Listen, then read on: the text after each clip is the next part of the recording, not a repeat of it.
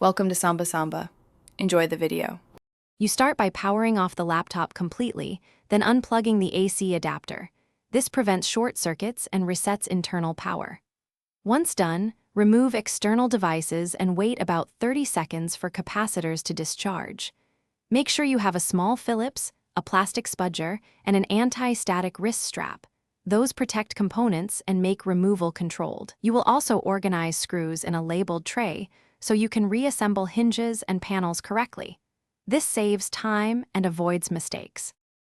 You next remove the back cover screws and carefully pry open the clips with a plastic spudger so you avoid cracking plastic clips. Once the cover is off, identify the battery and its connector. Many use a small plug or ZIF ribbon. Disconnect it by lifting the tab or pulling the plug straight out, because twisting can tear pins. Then unscrew any battery mounts and lift the battery straight up.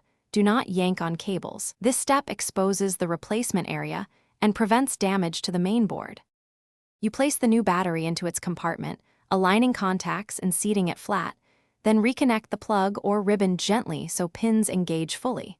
Once connected, reattach screws with light torque, over-tightening cracks frames, then snap the back cover into place and reinstall screws in their original locations.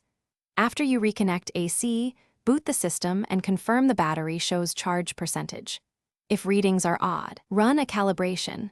Charge to 100%, discharge to near. Thanks for watching. Consider subscribing if we helped you.